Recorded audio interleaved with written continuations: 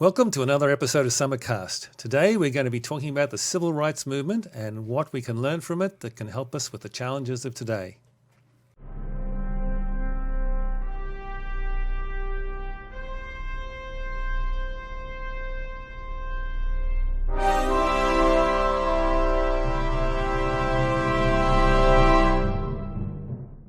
Ken, welcome to the show. It's good to have you here from Washington. And what I'd like to start with is to ask you what it was like when you were growing up in America. You grew up before the civil rights movement and in an America that was very different to what we have today. So what was that like? Well, that's a very big question.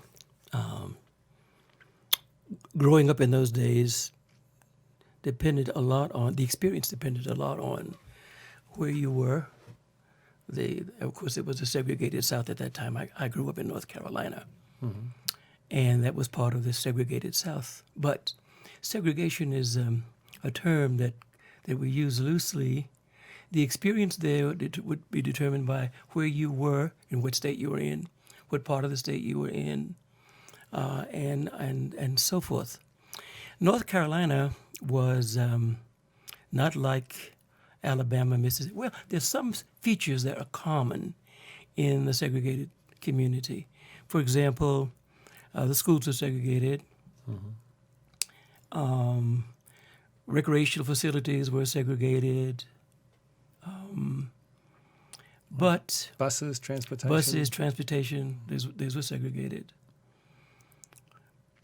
The whole voting issue, of course, was very prominent in those days. In some places, blacks had difficulty voting. They could technically vote, but there were like impediments to voting. Was that where there were impediments like the poll tax, for example? Yeah. And it's not well known, but when we talk about poll taxes, for example, most people think we're only talking about poll taxes in relation to discrimination against blacks. That really is not true. White women, for example, were discriminated against when it came to voting. And so they had also to pay a poll tax in advance of going to the poll to vote. Right. And if they had not paid the poll tax and could not produce a receipt, then they could not vote. How much was the tax? $1.50, $1.75. And that was... Back then, that's pretty, pretty stout. That was a lot of money. And if you were a sharecropper, for example, that was a lot of money. Yeah. But that was not so true in all of the states. For example, my grandfather was a solid Republican. He paid a poll tax, but he never missed an opportunity to go to the polls and to vote. So blacks could vote. It was difficult, though, for a lot of them especially who lived in the, in the countryside and so forth, to get to a place to vote. And then you had to, as I say, have this receipt and produce that receipt in order to vote. And of course, in many cases, and it got more complicated. Bookkeeping, the kinds of records you'd have to keep in order to vote got more complicated. And so people couldn't, they had no way to master that, right? They didn't have the receipt, whatever the case. Yeah. But of course, in education was different in the various places too, depending on where you were. I happened to be in a state where, in a locale, where the schools were good. They were segregated, but they were good. In my growing up, I competed with white kids in various kinds of contests and so forth. That was not unusual. Inter-school contests? Inter-school contests, right. No inter-school athletics at that time. But I did radio back in those days with white kids. And... So at the actual individual level, was there an experience of that racism when competing against white kids or kids of another race? I mean, was it more institutional racism of segregation and all these things, but at the individual level it wasn't as perceived, or was it both? I think that's exactly right. Exactly right. I don't remember.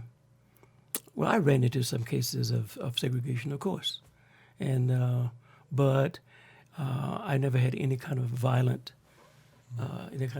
perpetrated against me or anything like that.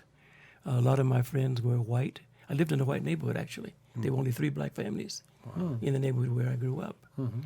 And of course, there were some neighbors who made it very clear that they were, quote, different, or that you were different. Right. But that was not universally the case. And so I had a good experience growing up in the South, very much unlike what a lot of other black Americans my age had experienced. So, Ken, what was it like when the Civil Rights Movement came along? I was in college at that time, Tennessee State University, and the first I heard of the Civil Rights Movement, there was an incident that occurred in Greensboro, North Carolina, A&T College. It was a sit-in, it was a student sit-in. And that quickly spread all over the South. Nashville, Tennessee, where I was, actually became what you might call the training hub or the training center for the Civil Rights Movement. For example, out of Nashville came Jim Lawson. You know that name? No. Jim Lawson was a Methodist minister, at that time a seminary student at Vanderbilt University. And I don't recall now how it started with him. Anyway, he got himself quickly involved in the demonstration there in Greensboro, and brought that to Nashville, Tennessee. And when he participated in the first sit-in there, he was expelled from Vanderbilt University, from the Divinity School, and he went off to Boston University. Well, that really started the Civil Rights Movement there in the Nashville area. And of course, some of the names that people will know from that time, John Lewis, for example, Congressman John Lewis, was at that time a seminary student at Baptist Theological Seminary there in Nashville. James Bevel, who became a well-known name in the Civil Rights Movement, was also a student at Baptist Theological Seminary. Marion Barry, who became the mayor of Washington, D.C., happened to be my ex-brother-in-law, by the way, was a student at Fisk University at that time. Diane Nash. Anybody who knows much about the Civil Rights Movement knows the name Diane Nash. At that time, she was a student at Fisk University and became, at that time, the chief spokesman for the movement. What was going on in the Civil Rights Movement in those days is very different from what we see happening here today. I cannot imagine, I can't think of a single person during that time who would have, I knew Martin Luther King, for example. I didn't know him well, but I knew him. So what was he like? He was very charismatic. He was quiet, a quiet kind of person. He was jovial and so playful, but serious. You could tell that he was under a lot of pressure, and he was under a lot of pressure, a lot of scrutiny. He was getting.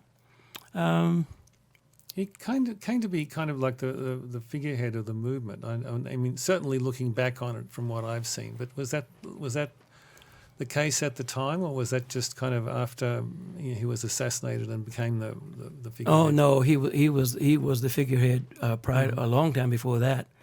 Actually, that situation started there in Montgomery, Alabama, where Rosa Parks was asked to leave to take another seat on the bus, and she refused, and that started the whole campaign there in Montgomery. And of course, Martin had a church there. And so he very quickly became a symbol for for that movement there. He was a minister, of course, and the Civil Rights Movement grew out of the black church. That was one thing I noticed. You mentioned a lot of the people were in seminary, so it's kind of a very different background from the movement today, isn't it? Yeah, very different. And the objectives were different.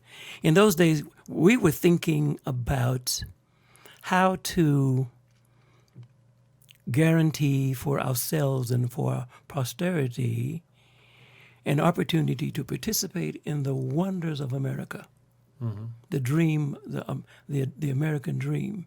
There was never any thought in those days of, quote, replacing the Constitution of the United States with a socialist agenda or a communist agenda. Now, I do think that communism very early on had tried to make its move into the civil rights movement, and I cannot say to what extent how successful it was. But I think over the years we could safely say that socialism, creeping socialism, has definitely found a place in the black church, which is an astonishing set of events. That's totally amazing to me. But I see that the socialists have made a tremendous hold now. I won't say on the black church as a whole, but on much of it. On certainly on the movement, the Black Lives Matter movement, in a sense. I mean, the organisers of that have talked about their Marxist background and so on. Yeah. And you read their agenda, and it's very much, remaking society and in a Marxist socialist direction. It's interesting to me the spiritual background to the civil rights movement at that time, and one of the things that we did a show a while ago about revolutions and how you can tell if they'll turn out well or good. If what you'll have after the revolution is better than what you had before, and one of the things we talked about was like the spiritual underpinnings, and that seems to be one of the things that you can look at to predict if something will turn out well. So I think, so the question, I guess, is to what extent was the Christian background or the spiritual background of the civil rights movement important in kind of strategy and goal and where it was heading? I think in the early days,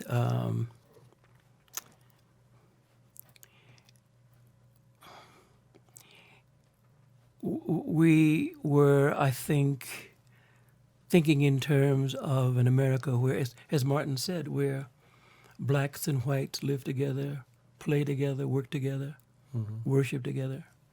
There was the dream that would be the America that we were hoping to see. And of course, that grew right out of the whole biblical perspective entertained there in the black church.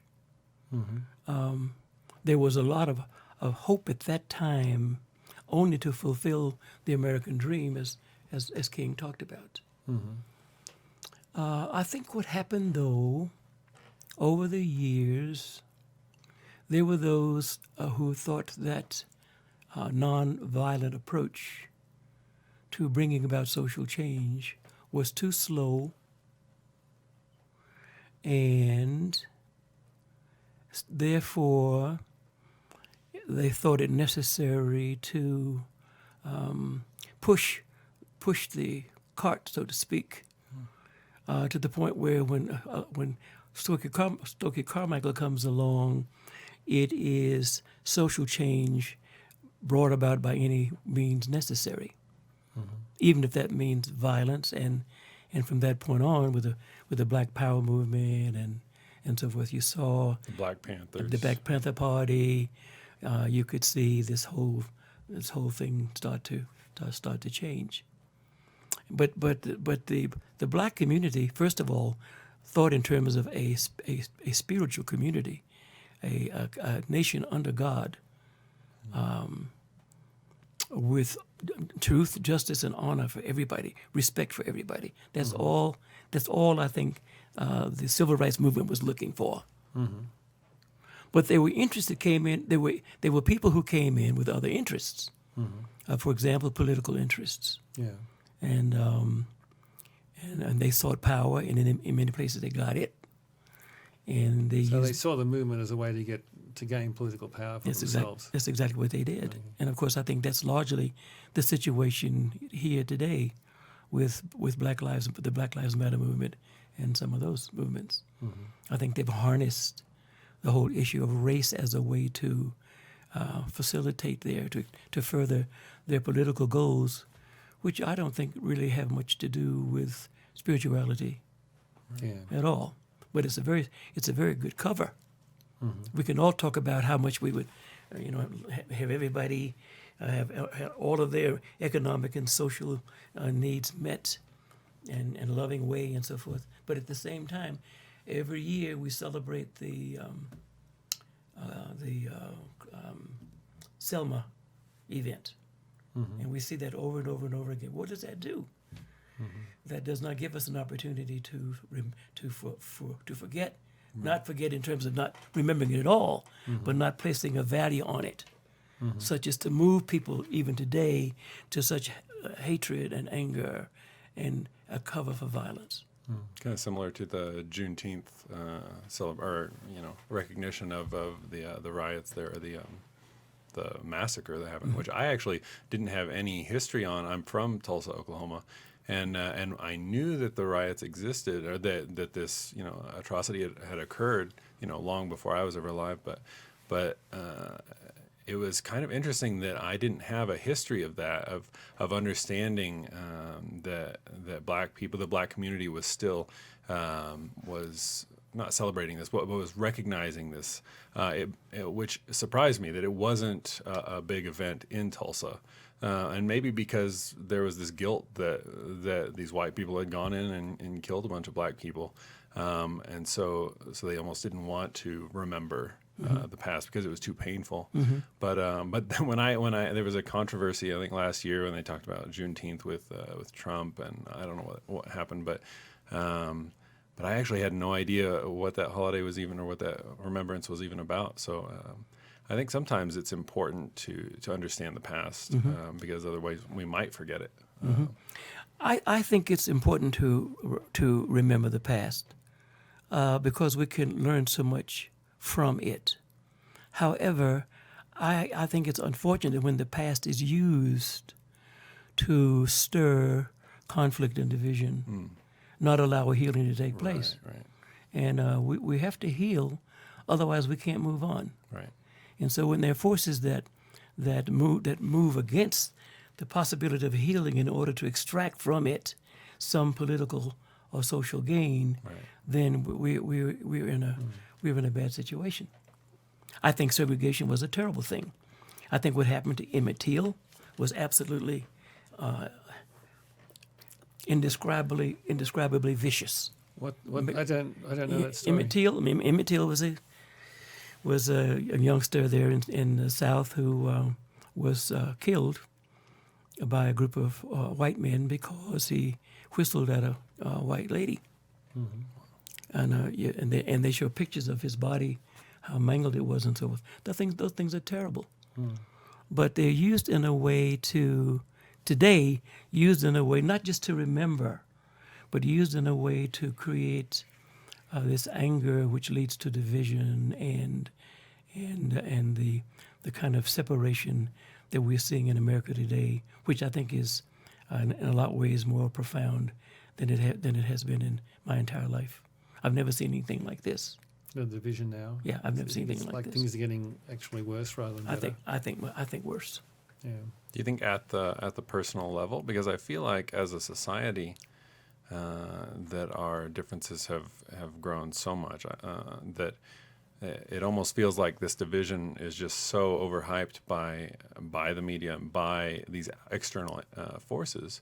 When I'm in my daily life, it seems to be, I guess, growing up in being born post Civil War, Civil rights. Seems, civil rights. It seems unfathomable that segregation even existed within my mother's lifetime.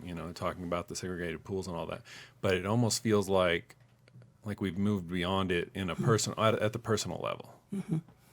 Well, I am not. I don't believe at all that you hear this hype today that America is a racist country and all that stuff. The 1619 Project. I don't believe any of that is true. I don't believe that at all. Yeah.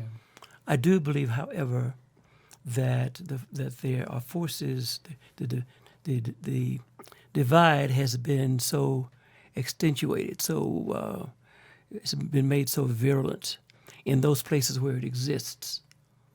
That's the difficulty. I don't think that's true of America overall at all. But in those pockets, Right. then it's very difficult. Yeah. One example I think of like remembering the past with the intent of not repeating it is like the Holocaust. There's Holocaust museums and people put a lot of emphasis on remembering the past to learn the lessons, but there isn't. It isn't used to say we have to go and kill all the Germans, or it's not trying to get an emotional reaction out of people to do something.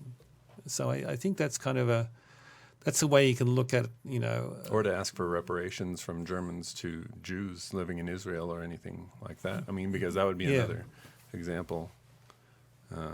Talk about a level of oppression when 6 million of them were murdered. And there's a kind of there's a sadness that comes out of it, and a sorrow which kind of leads you to not want to how do we avoid this? But it isn't used to generate anger. And to motivate people to anger, which is kind of what you're seeing today. I think that's true. So is there anything about the civil rights? No, go ahead. Yeah. Is there anything about the civil rights movement that you think it didn't accomplish? Or do you think it was overall a success and made America a better place? And if so, if not, then what are areas that it needed to do better?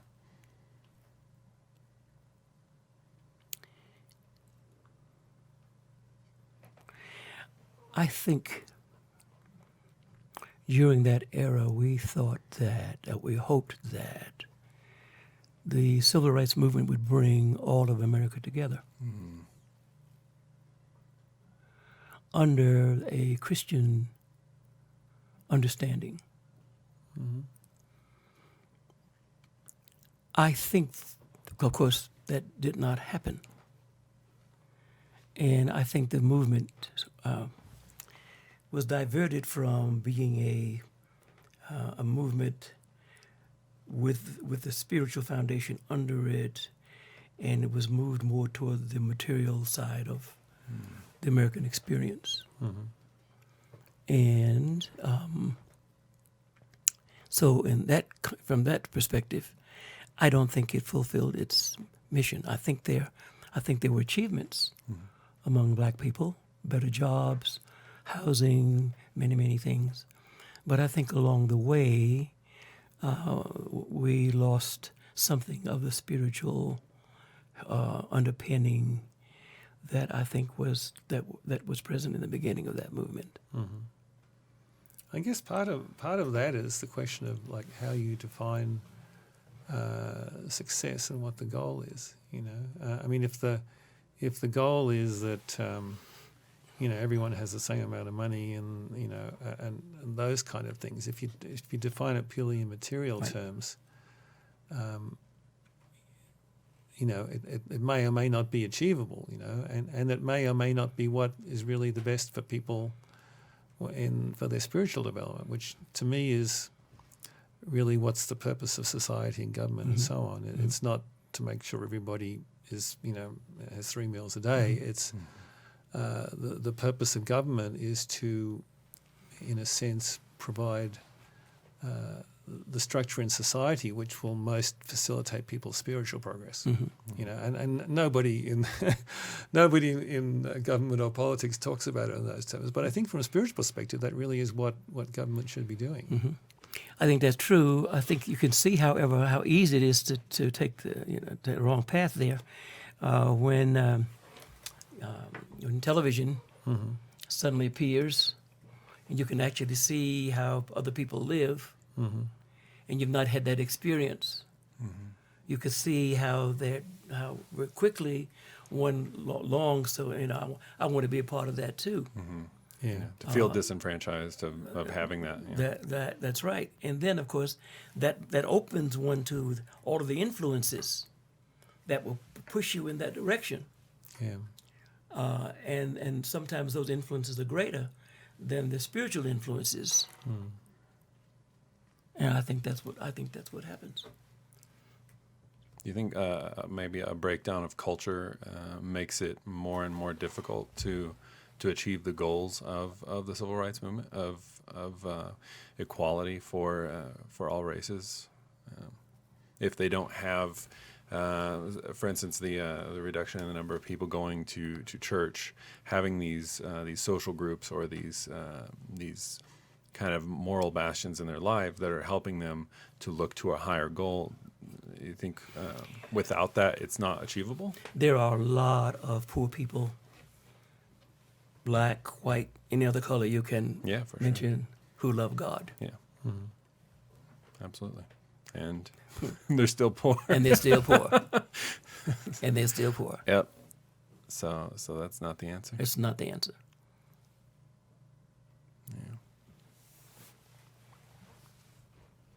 Where do you see that the civil rights movement did actually achieve its goals? Because it's a very, I mean, a lot of the obvious things of segregation and racism have gone away. And I mean, I wasn't around then, but it seems like there's less kind of overt racism on an individual level now than there was back then. Oh, absolutely. Absolutely. We've made tremendous strides in terms of putting that behind us. Mm-hmm. Tremendous strides. There are places where some of that may still exist. And sometimes the things that happen that the claim is that they have something to do with race have nothing to do with race. Mm-hmm. So that's also true. But no, I think life in America is very different than it was back in that era. The sense I have was that, you know, the personal racism, you know, white people to black people was very widespread back then, and it still exists today, but it's a very small minority of white people that kind of have that views today. Do you think that's a fair thing to say? I think that's true, but I think the move is on to make white people feel otherwise. Yeah. That if you're white, you've got to be a racist. Well, that's an explicit goal of critical race theory. Precisely. I've been reading some of these books. They're it's really amazing, you know. Yeah, right. I think that's the biggest trap that anybody could ever walk into. Yeah. But lots of people are walking into it. Yeah. Yeah. I feel like the personal connections is the best way to get around all of this. I mean, I think having one of my best friends growing up was black for several years in our neighborhood, and he was in that position. He was one of, you know, probably maybe 10 kids growing up in Oklahoma. There was definitely a lot more Native American Indians there than there were black kids, but we were, you know, best friends, and it absolutely didn't matter the world to us that he was black and I was white, and I feel like that personal connection is what gets past everything. That at that point you don't see one person as being different. You start to see that, oh, we're all the same. We want all the same things, and so I feel like however we can promote people just understanding each other and having those interactions can lessen that. Mm-hmm. I think that's true. Providing opportunities for people to meet and to associate. Yeah. When you're in a community where you don't, for example, I think with many white people who have never lived in a community where a mixed community, have no experience at all with black people, then that's a challenge. I mean, you don't know quite how to think about that. Right. Yeah. But that's I don't know how usual that is today. I mean, how is that? I mean, I think the people who are in communities now, white people who don't have an occasion to run into blacks at all, or is that? Well, in Montana you could be. Okay, that's right. I think Montana's very even whiter white. than Oklahoma. Yeah. You know, then that's funny. You know, Bonita and I were I think, among the first blacks to come to Montana. I think when we arrived You here, probably were. we only saw one other black on the street. Yeah. And there was an assistant principal at one of the Bozeman schools, but Yeah. we never met him. So, Did you get used to that? I mean, it has to be kind of an awkward feeling. I mean, you said you grew up in a white neighborhood, so I guess maybe it wasn't that awkward for you. well, you know, it was. I don't know if it was awkward. I don't know if that's the word or not. Okay. I knew that they knew that I was black. Right. I knew that. But you know something? When my wife and I first started to go shopping here, we could tell right away that they were looking at us and very little conversation. You buy something, thank you, and then Right. didn't look up or whatever. But you know something? Over the months, we saw people change. We saw people change. And I remember going into a store once. The people there knew that I was a minister of the church, Summit Lighthouse. They knew that. And this lady on one Saturday evening slipped into my bag several cans of beer. Oh wow! She's testing you. I never bought beer, I don't know, okay. But I think she was saying to me, okay, I feel different now. I know you now, Right. and you're a minister, so I know you couldn't get this over the counter. Right. So maybe I'll just sip this in your bag. Now that's the way it was in the South when we went to the store. For example, when they had a shortage of sugar. Yeah. Okay, we traded at the same store, and you'd go there in the morning, you'd make your purchase, and then in the afternoon, the grocer would bring what you purchased, by your house and drop it off. Well, that's a very different time. Yeah, Wow. well, Oh yeah, well you couldn't buy sugar in the store. Nobody could. I mean, Oh. you couldn't go in and buy sugar. But Oh. when they brought your baggage to home in the afternoon, there would be 5 pounds to 10 pounds of sugar in there. Oh wow. Okay. Right. Yeah. So it's the same kind of message, He didn't have to provide that sugar for my family, but there was a relationship there, Right. And in spite of whatever the social norms were at the time, there was also that personal relationship between various people Right. and the various sectors of life there. Yeah, I think anytime you're seeing someone who's different than you, I think I think we might have the same reaction if somebody had a "I Love California" shirt, a T-shirt on. People when you walk in the grocery store, people kind of look at you like, "Okay, so you're one of those Californians we all hear about." That's interesting. I've never met a Californian before, And then over the months, as they continue buying groceries from them, I think you might start to have that.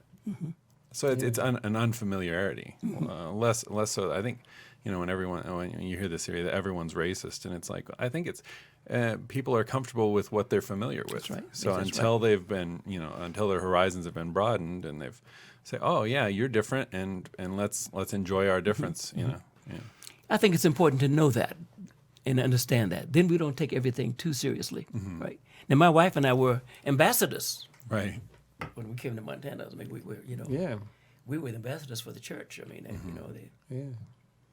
I kind of think, the way I can maybe kind of relate to your experience a little bit is going to Ghana and being the only white person in the room, Right, yeah. and the only white person on the street or anywhere, and- Yeah. But I wasn't there long enough to kind of get to the point where I, got to know people really. I mean, apart from the people I was with, who I always felt comfortable with. But Yeah, that was when I flew through Atlanta Airport. It was like, oh wow, it's like because I think Atlanta is over 90%, somewhere around there, 90% black. So it's like I was like, this must be what it feels like to be a black person in Montana or something like that. It's just it was different. I think awkward's the wrong word to use. It was a different sensation. It was like, oh okay, like I'm the white guy in this room. Everyone else is the brown person. Okay. But and then I think, I felt like I kind of got used to it. It was like, okay, yeah, that's normal. But well, that's a parallel experience, isn't it? Right, Because yeah. you walk in, with blacks, for example, you walk into a room of white people, and how are they going to feel about me? What are they thinking? yeah. And if right. you're white, you don't have to think about that. You walk into a room, that thought never crosses your Doesn't mind, even, yeah. right? But that's part of the black experience, though, and that's part of the effect of having grown up in a culture where there's been so much, where race has been so much an issue. Right. And so it's easy. You might be more sensitive to if somebody looks at you kind of funny. If I'm a white person in a room full of white people and somebody looks at me funny, I'm overweight. Maybe that I'll think in my little insecurities, I'll think, oh yeah, that's why they're looking at me funny. But I can imagine if you've had that history of racism, of direct racism, then it would be a much easier gap to bridge to say, oh, it's because I'm black. It must be because I'm black, and because all of society tells you that all white people are racist, especially in our current era, that would be a hard thing to see beyond. And when they look at you and say you're overweight, Yeah. that's a different thing than say that's not so much about your person. Exactly. And that's it's something I the can difference. change. Yeah, that's right. If I work hard enough. Right. No, I'm beautiful being a fat person. As a fat person, I've never agreed with that. Let's just say that's nonsense. But this is an immutable character about this physical body. I think because we believe in reincarnation, it might take on different meaning because I guarantee you we've all been black, we've all been white, we've all been Asian and everything else. But still, it's as far as this body goes, this is an immutable character. Your race is. So I can understand. Yeah, that would be not quite a parallel to your weight. Well, when you bring up that dimension, I had in my days in the civil rights movement, my hope had been, my dream had been my thought had been that the Black American experience would prepare Black Americans to bring to the table, the communion of our country, a depth of understanding of forgiveness and mercy and so forth, that would be a contribution that this community could make to America as a whole. And I can't say that has not at some level been achieved. I don't remember the specific event, but not too long ago, a black was killed in, I believe, Atlanta. I believe it in Alabama. The guy walked in to a black church and killed quite a number of people. The shooting in the church. Yeah. And look at what that church did. That church held a forgiveness ceremony. Wow. It was extraordinary. And their pastor and the church came out and talked about love and forgiveness and mercy. And that's what I wanted to see. I'd like to see that more broadly. So there are places, so you cannot say that all of the black churches fallen prey to the socialist movement and so forth.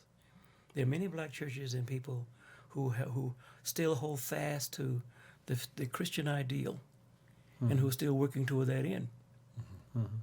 What's missing, of course, as you've just introduced it, is the understanding that the color, the skin I wear is not a statement of who I am. Right. I'm wearing this body right here today because I have a certain work to do. Yeah. And I've worn other bodies. Yep. And I've had other faces. And I've lived other places. Yeah. To me, it's the greatest form of healing you can have of the racial divide is when you have this understanding of reincarnation. It's that you no longer have this attachment, and also to gender. I'm in a male body right now. Having been in 1,000 female embodiments or whatever, who knows? You have less of that. I am a man. I am white. I am this. I am that, and it becomes, we are together. We are something greater, and what we have to offer is less about these physical characteristics and more about the character of our heart and what we can bring to society. And about the lessons we have to learn. Yeah. When I think about about how powerfully strong and creative black people are. Look at where we are in the blues, the first ray and the seventh ray, the power ray and the ray of transmutation. Powerful, right? And I think the master's dream, I think Arthur's dream was that if we could find the sons and daughters of Arthur, the people, the members of the I Am race who embodied in this movement, and could bring them to the fore to outpicture those qualities. You see, what a tremendous influence that would be on America. Yeah. And Mother once told me that if the black people of America don't make it, America won't make it. Yeah. And so that gives us good reason to look at how in the future we can go further in trying to get these teachings into those communities, find those people, bring them out, introduce them to the Ascended Masters into this way of life. Yeah. Well, one thing I see today is that it seems like we're kind of going backwards in some ways. And one thing in particular I see is the people are starting to reintroduce segregation, like they're having, they're having dorms in universities that are for coloured people only, but where it's going to be a safe place where there's no white people. And they had a coloured people only thing in the Chaz in Seattle, and you read stories about this every now and then, and it's kind of like, wait a minute, we worked for 50 years to try to get rid of segregation, and you're wanting to reintroduce it now, and it just seems like a very strange thing to be happening. I think it's strange in a way. In another way, I'm not surprised. I think that there are forces that realize that if the blue and the violet races in this country were ever to come to an outpicturing of who they really are and what their mission really is, it would be a new dawn for America. And there is a move afoot to see that does not happen. So I see all of these things. I can see them socially and politically, but I also see them spiritually. And I call that warfare against the soul's opportunity to prepare herself to receive the teachings of the Ascended Masters when they're presented. Yeah. To create all of this hatred and anger and so forth. Division. Right. Yeah. And it stands in the way of the kind of, the personal relationships that you were talking about, which is what really, I think, changes people's hearts, is the personal relationships. And if you're segregated and you're saying, well, it's not safe for me to meet white people, so I'll just, then... It's a return to tribalism. Yeah, and it increases the division, and it's kind of heading in the wrong direction.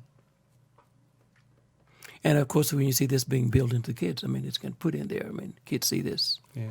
And they just they like a sponge. Yeah. They just start to absorb these concepts and thoughts and so forth. Yeah. By the time they reach high school, they've got this already fixed in their minds. Yeah, you've got to overcome it then, where some programming they didn't have.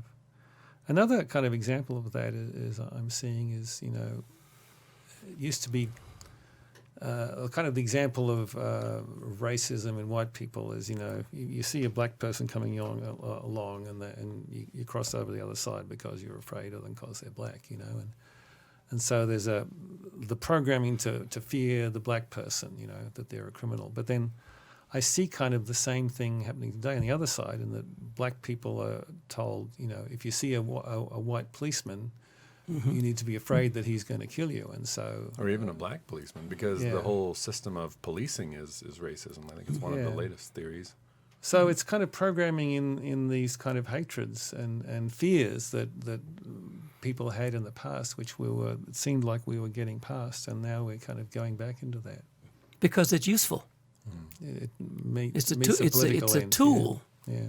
It's a tool in achieving a certain political end. It's not spontaneous. It's manufactured. Yeah. And exported. Yeah. And the media amplifies it. Mm-hmm. What was this book by Saul Alinsky?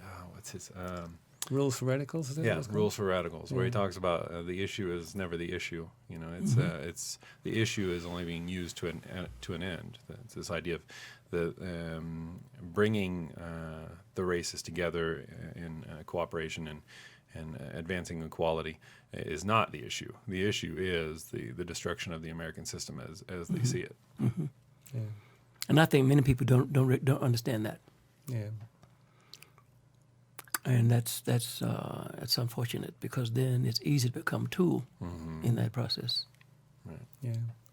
So what do you see is what's needed to kind of shift the direction of where things are going? What do you think is the strategy to get things going in a positive direction and to a positive goal?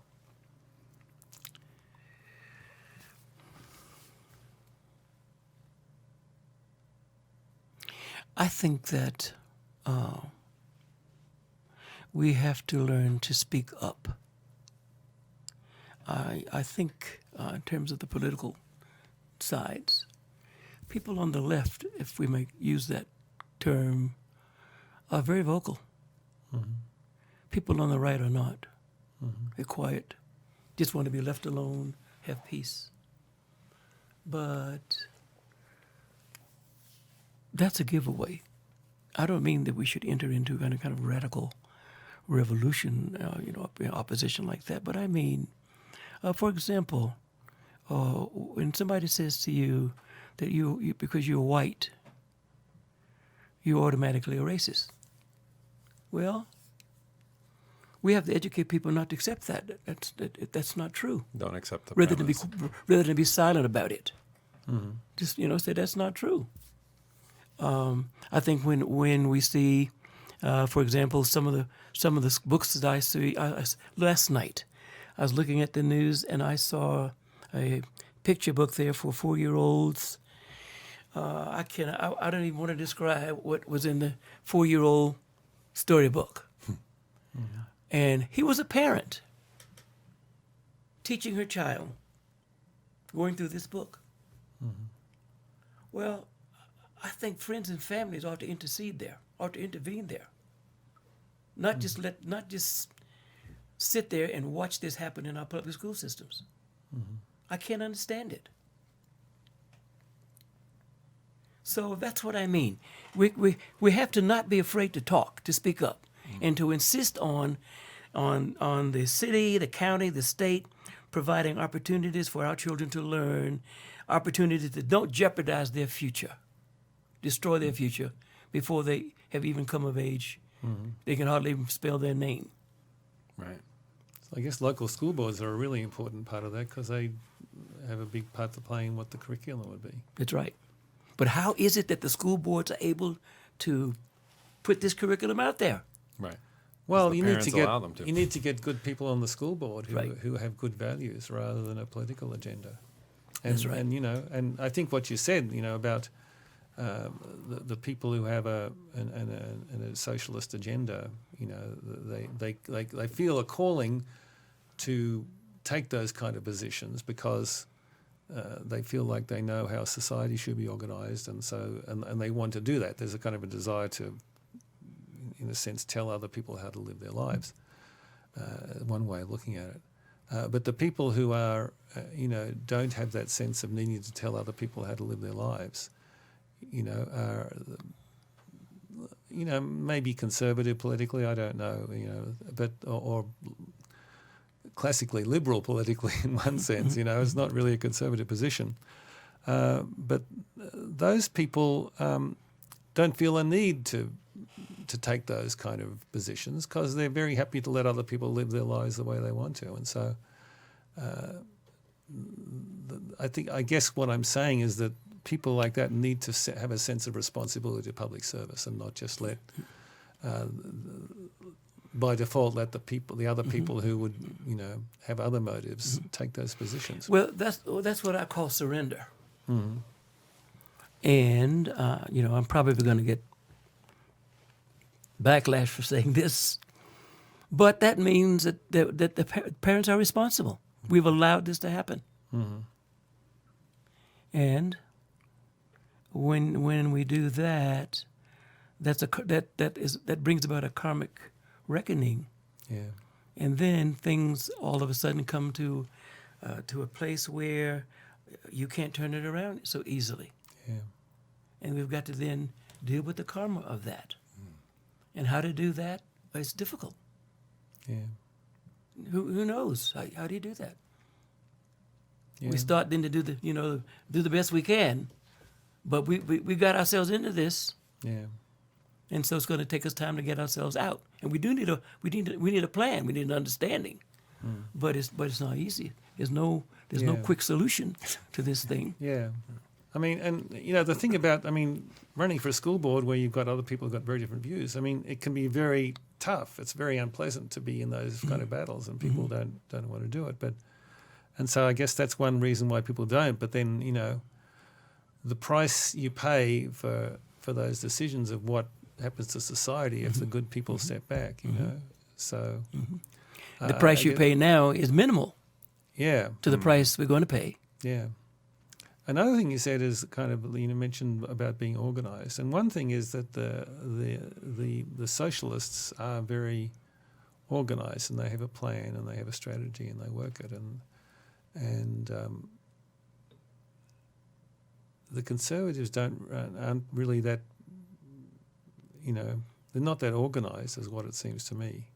They're very good people, but there isn't a kind of a strategy. They don't have a coherent philosophy of what they're going to do and the strategy to get there.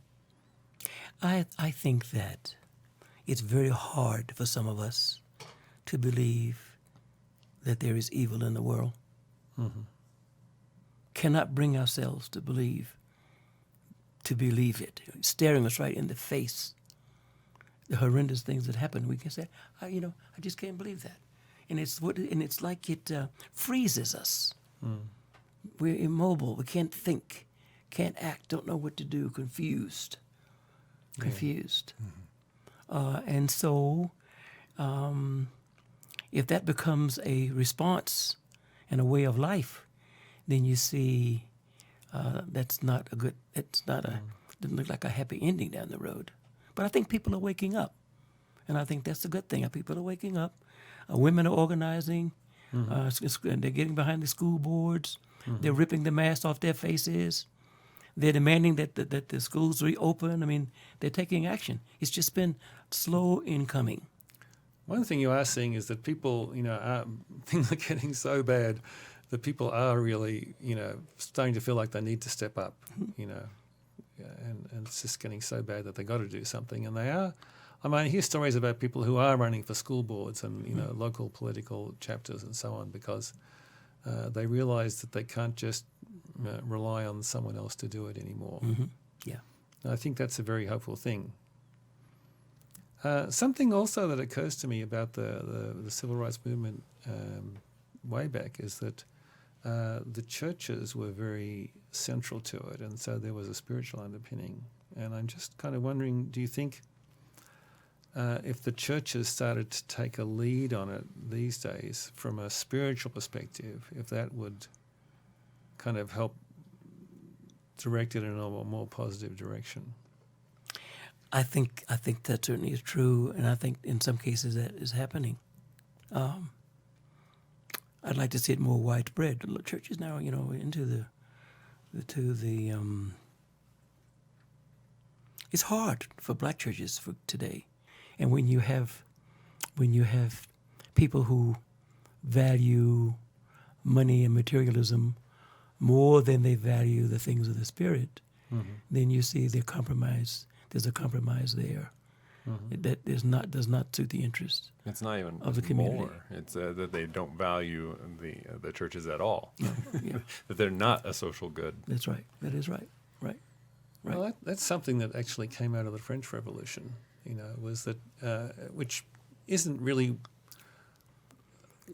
widely known, I guess, but it was very much an anti-religious movement, a radical secular movement, not just a political movement against the monarchy. And what they did. They killed a whole bunch of priests and nuns and confiscated church property and converted Notre Dame Cathedral into a cathedral of reason. And I mean, it was really radically atheist. And, one commentator said that one of the goals of the revolution was to destroy any institutions, any of the institutions in society which could protect people from the violence of the state. Anything that might oppose the agenda of the state and the people who are running the state. And so you see that in revolutions ever since, not in the American Revolution, which had a different goal, but,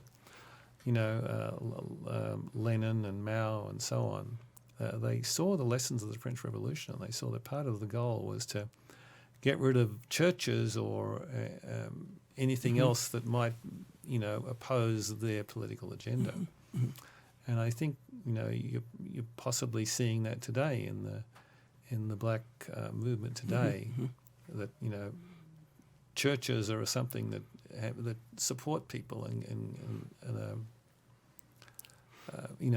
could be something that would oppose a political agenda. And so, but it seems like if the churches really stepped up, they could possibly kind of reclaim some of that ground and say, we are the real voice of the black people in America. Well, I can see how that certainly would work. I think the way that the church could be helpful if we come to the point where we once again return to value the things of God more than we value the material things of the world. That's where change could happen, and that's possible. We need leadership that will move the community's thinking in that direction. It's got to be a spiritual revolution, not just a material revolution. It's got to be a spiritual revolution. That's the only one that will work. And I think that's possible. That goes beyond race relations. I mean, that's all of society at that point, if it's a spiritual revolution. But somebody's got to start it. Yeah. Somebody's got to participate in it. Right. So. Yeah. So I wanted to ask, you're a father. How did raising a young black person in this world, were there any considerations you had coming out of this segregated world that you grew up in? Did you, you hear a lot of how to interact with police to avoid being shot because you're a young black man. Was that a concern for you? Yeah, absolutely. It certainly was. I recall on one instance the police stopped my son. I don't recall now what for, but I think it had to do with it tag on his car expired, and found marijuana in his car. Well, my son didn't use marijuana. And what he said was that what happened was that the police stopped him. He's in the middle of the street, and he drives ahead just a little bit to pull off the street in a convenient place to stop. And the female officer was outraged at it and told the officer with her, she was his senior, I'm going to show you how to take care of a situation like this. Now, I believe my son. I don't think he had marijuana in his car. But, so what do? You tell them, I don't know what white people do. Maybe you do the same thing. But I tell my son, look, if the police stops you, put your hand on the steering wheel. Right. Can I help you? If you want my driver's license, I'm going to reach in the glove compartment. I'm going to get it. Right. Narrate your actions. Seems to me that makes good sense. Yeah. That's the same thing I was taught as a child, for sure. Yeah. Because that's not a black-white thing. No. Well, but you can't. Depending on where you are. It's an American-Australian thing, right? Because in Australia, it's no. I mean, when I was growing up, nothing like that occurred. Yeah. Not that police didn't sometimes plant stuff. I saw them do that once. Like planted some marijuana in the house while I was. But it can depend on where you are. Yeah. There's some places in America where you might want to be very careful because you don't quite know always what you're going to be dealing with. Yeah. You don't know. And I think that is more likely the case if you're black than it is the case if you're white. but not always, and not everywhere. Some of the nicest people I ever met were police officers who stopped me. That's the truth. Yeah. Some of the nicest people I ever met Yeah. were policemen who stopped me. Yeah. Yeah. I had a police officer stop me for I had mud on my license plate because I live on a dirt road, and it was in Idaho, and the officer stopped me, and we had a very nice. My wife was with me at the time, and he was very polite, and we had a great conversation. And he said, well, let me go grab a rag and I'll wipe off your license plate. And I said, no, Wow. I mean, I can take care of it, sir. And he's like, no, I'll take care of it right now. So he went back there and he wiped the dirt off my license plate for me. And and part of that's he's running the tags to make sure that you're not some kind of criminal, yada yada yada. But at the same time, it was just a really nice gesture to have someone. Well, let me tell you a story about that. Talking about the civil rights movement, one occasion we were arrested along with a whole lot of other students. I mean, several hundred students. You're in a demonstration. Yeah. And we had to go to court. And that morning we were bound over from the civil court to the superior court. And when that happens, each person has to be escorted by a police officer. Oh wow! Right, and he has to have his hand on you. So if you look a whole a block or longer, here are all these students and all these policemen lined up, and they've got you. One each got one by their arm One like and that, one, right? yeah. So this guy who's with me, he looks at me and he says, "You won't run away with you." You won't run away with you. He took his hands off me. You won't run away with you, right? Yeah. Now, I don't know if you can get this, but that to me was really profound. Right. He was telling me something. He said, I'm doing this. This is my job. Right. But I want you to know that I recognize that you students are what you are, what you're doing, why you're doing it. And that here again, that's that personal thing that occurs in spite of what's happening in the surroundings. Yeah. Yeah, that's beautiful. You won't run away, would you? Yeah, and maybe he had a little bit of a tone there too. Of, right. You're not going to run away. It was sweet, actually. Yeah, was it? Yeah. It was actually sweet. He trusted you as a person. Well, he had a heart, Yeah. and I had a heart, and our hearts met, just in that instance, Yeah. that brief moment. Yeah. That's, I'm sure that's that really was- the solution to the whole thing, isn't it? It's the heart-to-heart contact. We got to get organized and have a plan, but then it really does come down to the heart. Mm-hmm. Well, I think maybe that's a good place to end. Okay. Okay, thanks for joining us. It's great to have you Enjoyed here, it. Ken. Enjoyed it. Thank you. And we'll see you next time on SummitCast. All right.